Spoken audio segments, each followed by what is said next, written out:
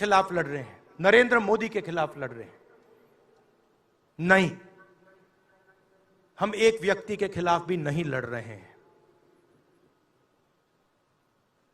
ना हम बीजेपी के खिलाफ लड़ रहे हैं, ना हम एक व्यक्ति के खिलाफ लड़ रहे हैं।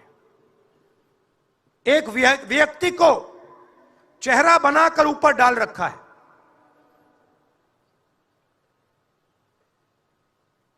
हिंदू धर्म में शक्ति शब्द होता है। हम शक्ति से लड़ रहे हैं, एक शक्ति से लड़ रहे हैं। अब सवाल उठता है, वो शक्ति क्या है? जैसे किसी ने यहां कहा,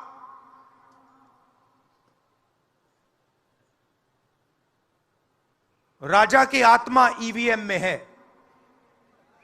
सही है, सही है।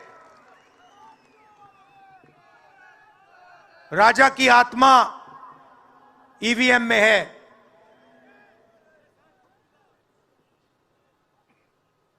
हिंदुस्तान की हर संस्था में है, ईडी में है, सीबीआई में है, इनकम टैक्स डिपार्टमेंट में है। एक वरिष्ठ नेता, नाम नहीं लेना चाहता हूं, इसी प्रदेश के एक वरिष्ठ नेता कांग्रेस पार्टी को छोड़ते हैं और रो के कहते हैं, मेरी मां से रो के कहते हैं कि सोनिया जी, मुझे शर्म आ रही है, मेरे में इन लोगों से, इस शक्ति से लड़ने की हिम्मत नहीं है, मैं जेल नहीं जाना चाहता हूं। और ये एक नहीं है, ऐसे हजारों लोग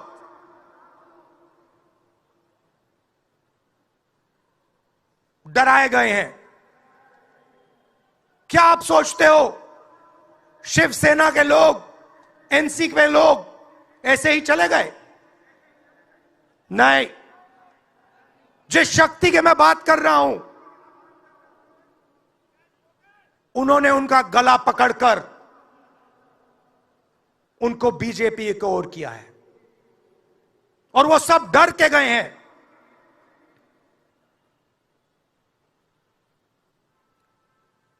4000 किलोमीटर चला, उसके बाद 6000 किलोमीटर मणिपुर से महाराष्ट्र, मुंबई, धारावी।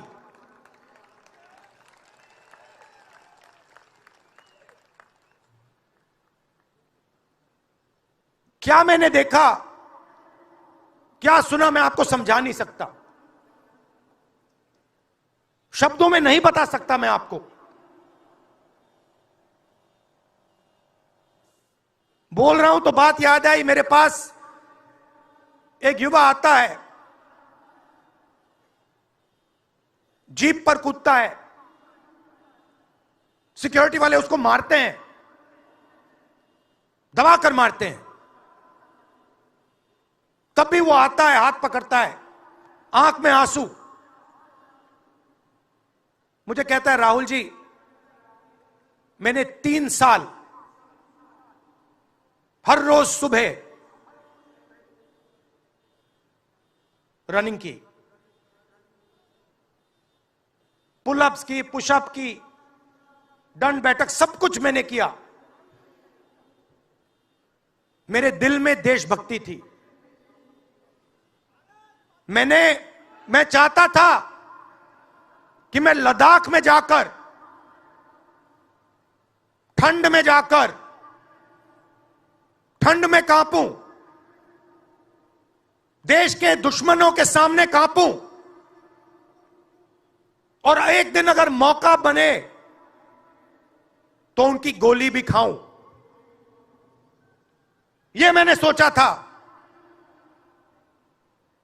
राहुल जी, अग्निवीर लागू कर दिया। मेरे देश ने मुझे धोखा दिया है। नहीं, तुम्हारे देश ने तुम्हें धोखा नहीं दिया, तुम्हारी सेना ने तुम्हें धोखा नहीं दिया, उसी शक्ति ने तुम्हें धोखा दिया है। नरेंद्र मोदी भाइयों और बहनों सिर्फ मास्क है, मुखौटा है। जैसे ये बॉलीवुड के एक्टर हैं, उनको रोल दिया गया है कि भैया आज सुबह आपको यह करना है, कल आपको यह बोलना है, परसों आप यह करोगे, सुबह उठ के समुद्र के नीचे जाओ, चलो सी प्लेन में उड़ो। 56 इंच की छाती नहीं है, खोखला व्यक्ति है।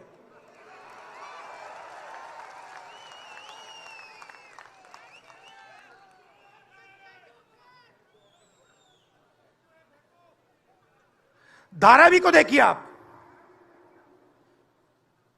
मुझसे पूछा गया कि ये जो यात्रा होगी कहां से कहां होगी। मैंने सोचा, एक बात क्लियर थी, मणिपुर से शुरू होगी। क्यों? वहां पे इसी शक्ति ने सिविल वॉर का माहौल बना रखा है। भाई भाई को मार रहा है, गोली मार रहे हैं, तो शुरुआत तो वहां से होगी। और फिर मैंने सोचा, अगर हिंदुस्तान को नया विजन देना है तो यात्रा धारावी में खत्म होगी। यह हुनर का कैपिटल है, हिंदुस्तान के टैलेंट का, स्किल का, हुनर का कैपिटल है। और इनको यहीं से, मुंबई से, इनके घरों से वही शक्ति इनको उठाकर बाहर फेंक रही है।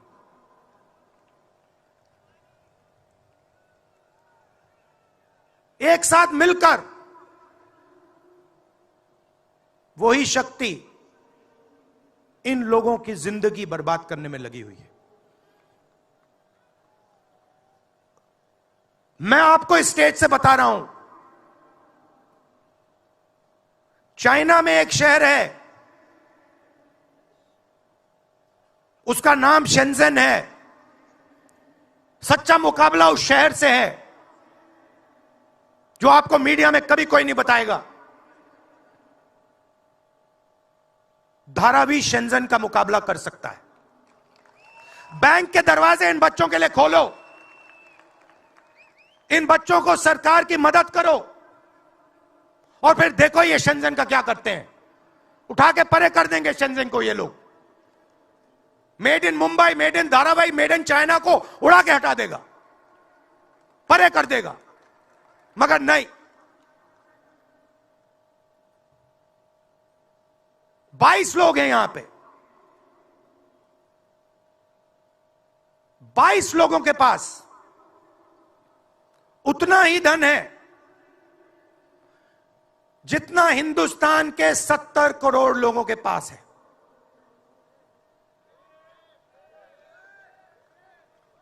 हिंदुस्तान में इंटरनेशनल एयरपोर्ट खुलवाने के लिए साल लग जाते हैं। 10 दिन में शादी के लिए इंटरनेशनल एयरपोर्ट खुल जाता है। वो ठीक है, कोई बड़ी बात नहीं है। अगर 10 दिन में शादी के लिए खुल जाता है, वो ठीक है, करना है करो, मगर बाकी हिंदुस्तान में भी तो खोलो, बाकी प्रदेशों में खोलो। इन्होंने क्या गलती की है?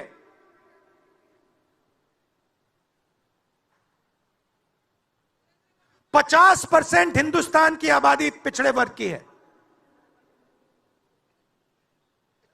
15% दलित, 8% आदिवासी, 15% माइनॉरिटी, 5%, 7% गरीब जनरल कास्ट के लोग। मीडिया के मालिकों की लिस्ट निकालिए, नाम दिखा दीजिए मुझे, दलित का नाम दिखा दो, आदिवासी का नाम दिखा दो, पिछड़े का नाम दिखा दो लिस्ट में। एक नहीं मिलेगा आपको। मैं ढूंढ रहा हूं, महीनों से ढूंढ रहा हूं।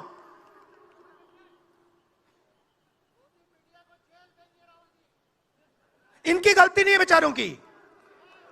जैसे मोदी जी मुखौटे हैं, जैसे उनका रिमोट कंट्रोल इनका भी है।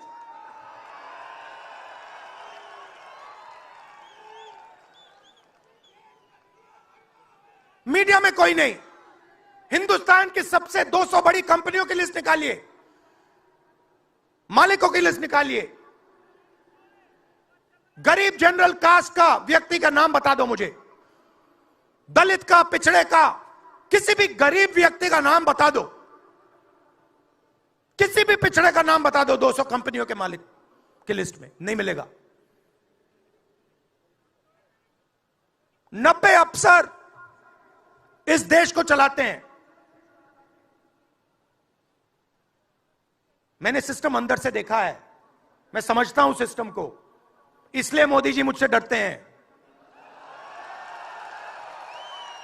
सब कुछ देखा है मैंने, सब समझता हूं। मैं अंदर बैठता था उसमें, सालों में अंदर बैठा हूं। कोई नहीं छुप सकता मुझसे, और मुझे दबा भी नहीं सकते हैं। मोदी जी को दबा सकते हैं तो 90 लोग हैं, उसमें 3 पिछड़े हैं, 3 दलित, 1 आदिवासी।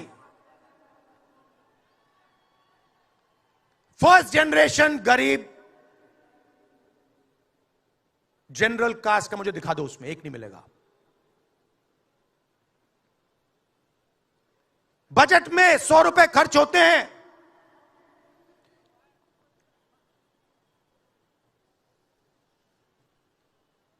पिछड़े, दलित, आदिवासी सबको मिला दो, 6 रुपए का निर्णय लेते हैं। पॉलिसी कहां बनती है? पॉलिसी ये 90 लोग बनाते हैं, उसमें 200-300 और जोड़ दो।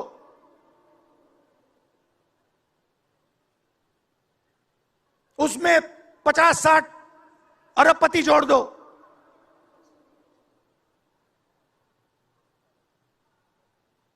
यह है सच्ची शक्ति जो हिंदुस्तान को चला रहा है। और इससे आप कोई नहीं बचेगा, आप में से कोई नहीं बचने वाला। यहां किसी ने ईवीएम की बात की, मैं आपको बता रहा हूं, ईवीएम के बिना नरेंद्र मोदी चुनाव नहीं जीत सकता है। इलेक्शन कमीशन से हमने कहा कि एक काम कीजिए, विपक्ष की पार्टी को ये मशीनें दिखा दीजिए, खोल के हमें दिखा दीजिए ये कैसे चलती हैं, हमारे एक्सपर्ट्स को दिखा दीजिए। इलेक्शन कमीशन नहीं दिखाता। फिर हमने कहा देखिए, इसमें से कागज निकलता है, वोट मशीन में नहीं है, वोट कागज में है। ठीक है, आप मशीन चलाइए, मगर कागज की भी गिनती कर दीजिए। इलेक्शन कमीशन कहता है नहीं, कागज की गिनती नहीं होगी। क्यों नहीं होगी? कैसे नहीं होगी? सिस्टम नहीं चाहता कि ईवीएम की गिनती हो जाए। क्यों? क्योंकि यह सिस्टम आपके धन को चोरी करने का सिस्टम है। यह आप लोग जीएसटी देते हो, उतनी ही जीएसटी देते हो जितना अदानी देता है।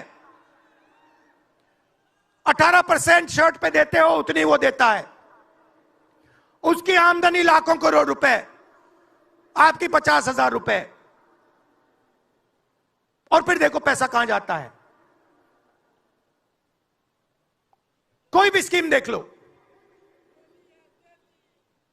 फसल बीमा योजना देखो, 35,000 करोड़ रुपए 16 कंपनियों को जाता है। उसमें आपको एक दलित नहीं मिलेगा, एक पिछड़ा नहीं मिलेगा, एक गरीब नहीं मिलेगा। कानून ये 90 लोग बनाते हैं। पैसा जाता है 16 कंपनियों में। और जब हमारे किसान कहते हैं ओला गिर गया, बारिश हो गई, बर्बाद हो गए, वो कहते हैं भैया नहीं, तुम्हें मुआवजा नहीं मिलेगा, ये तुम्हारा है ही नहीं, तुम्हें कैसे मिलेगा, मर जाओ जाके। नरेंद्र मोदी जी का काम आपके ध्यान को भटकाने का है।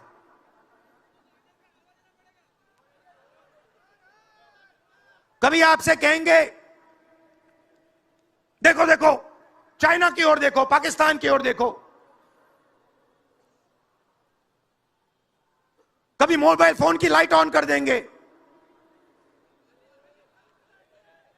थाली बजाओ।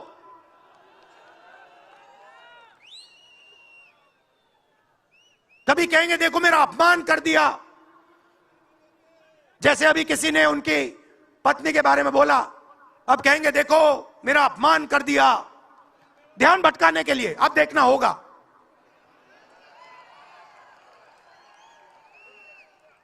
मगर यात्रा में यह सब साफ दिख जाता है, दर्द दिख जाता है, दुख दिख जाता है।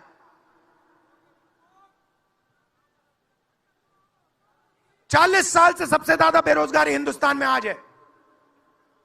मीडिया में आपको एक मिनट के लिए नहीं दिखता।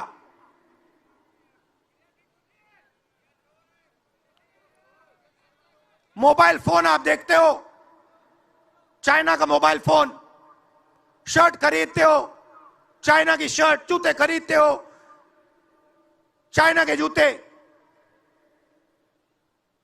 चाइना के युवा को फायदा हो रहा है, और किसको फायदा हो रहा है?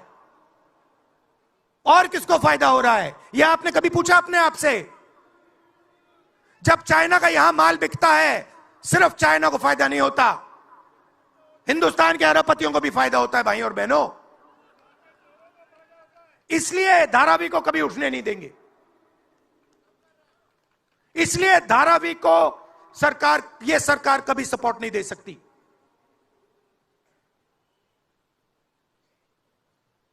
पूरा सिस्टम कंट्रोल में है।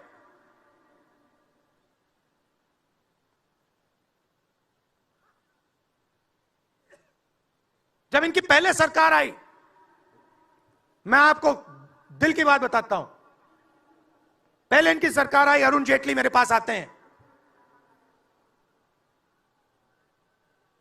कमरे में बैठते हैं और मुझे कहते हैं राहुल, ये जो लैंड एक्विजिशन का मामला है,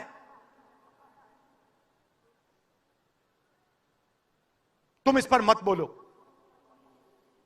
क्यों नहीं बोलूं? जनता का मामला है। अगर बोलोगे तो तुम्हारे ऊपर हम केस लगाएंगे। लगाओ केस, मुझे कोई फर्क नहीं पड़ता। क्या कर लोगे मेरा? ईडी वाले आए, 50 घंटे बैठा दिया।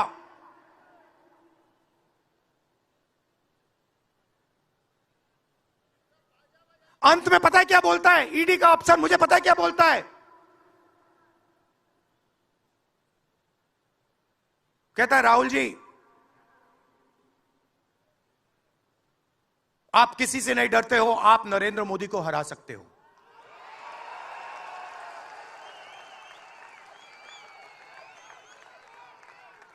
ईडी का अफसर बोलता है मुझे।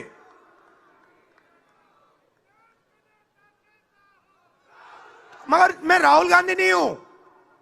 आप यह मत सोचो कि मैं राहुल गांधी हूं। आप यह मत सोचो कि उद्धव ठाकरे हैं।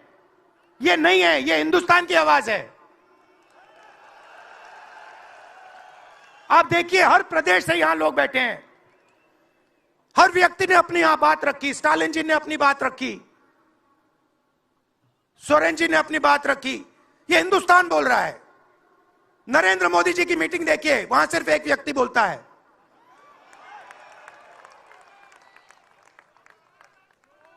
गडकरी जी परे हो जाते हैं, माला के बाहर निकाल देते हैं उनको। इसलिए हमने इसको इंडिया गठबंधन नाम दिया है। ये हिंदुस्तान की रक्षा कर रहा है। ये सब लोग डरे नहीं हैं। ये सब लोग उसी सिस्टम का मुकाबला कर रहे हैं। आज नरेंद्र मोदी के पास भ्रष्टाचार की मोनोपोली है।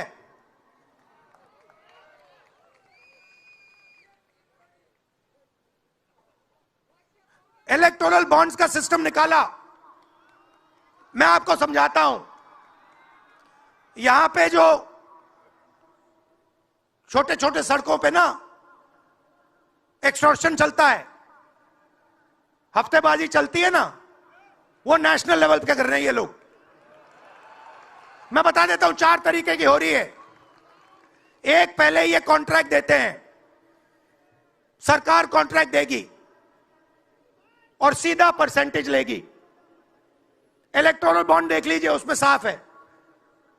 कंपनी को कॉन्ट्रैक्ट मिलता है, उसके एकदम बाद वो बीजेपी को हफ्ता देना शुरू कर देती है। दूसरा, सीधा एक्सटॉर्शन। ईडी सीबीआई भेज देंगे। जैसे यहां पे मुंबई का एयरपोर्ट इनको चाहिए था, ईडी सीबीआई भेजी, एयरपोर्ट किसी और को पकड़ा दिया। सीधा एक्सटॉर्शन। तीसरा, शेल कंपनी। जैसे यहां भी किसी ने कहा, अंबेडकर जी ने कहा, कंपनी की प्रॉफिट ही नहीं है और उससे ज्यादा पैसा वो बीजेपी को दे रही है। और चौथा, कॉन्ट्रैक्ट देने के पहले पैसा दो, कॉन्ट्रैक्ट लो। देखिए, मैं आपको एक बात कहता हूं, यहां मुंबई में किसी भी गुंडे को आप सीबीआई, ईडी और इनकम टैक्स पकड़ा दो, ठीक है? वो हो रहा है, वो ही हो रहा है। एक व्यक्ति ने इनको पकड़ रखा है, उनके पीछे एक और शक्ति है, वो कह रही है भैया आप देखो, हमें ये एयरपोर्ट चाहिए। आपका एयरपोर्ट मुंबई का एयरपोर्ट है ना, आपने तो देखा। सीबीआई की इंक्वायरी हुई और उसके एकदम बाद मुंबई एयरपोर्ट अदानी जी को मिल गया। तो मैं आपसे कह रहा हूं कि इससे आपका नुकसान हो रहा है। नोटबंदी की, जीएसटी लागू की, जो हिंदुस्तान का रोजगार का सिस्टम था उसको खत्म कर दिया। चाहते हैं कि यहां सिर्फ 20-25 कंपनियों का राज हो। चाहते हैं कि ये जब छोटा धंधा चलाते हैं, सब्जी बेचते हैं, छोटे छोटे दुकानें चलाते हैं, चाहते हैं ये सब खत्म हो जाए। और एक के बाद एक इनको खत्म कर रहे हैं। स्मॉल और मीडियम मैन्युफैक्चरिंग जो है उसको सबको खत्म कर रहे हैं। यही लोग तो चाइना का मुकाबला कर सकते हैं। जो स्मॉल और मीडियम इंडस्ट्री है वही तो चाइना का मुकाबला करेगी, वही तो देश को रोजगार देगी। उस नींव को उड़ा रहे हैं। और आपको खड़ा होना पड़ेगा। आपके बिना काम नहीं बनने वाला। आप हो भारत माता, आप सब भारत माता हो, और आपकी जिम्मेदारी बनती है, हमारी जिम्मेदारी है, मगर देश के युवाओं की भी जिम्मेदारी बनती है।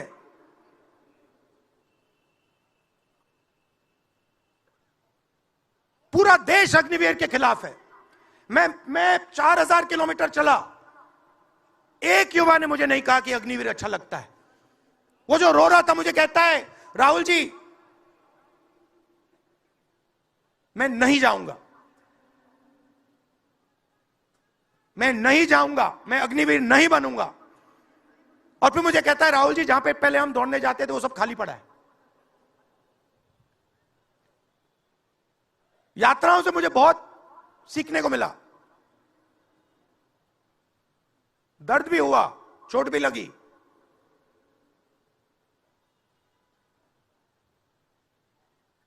मगर जो प्यार मिला, दिल से जो प्यार मिला,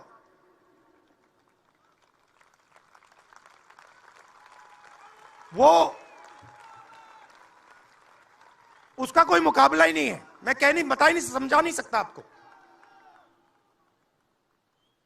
और जो भी आप मुझसे करवाना चाहो,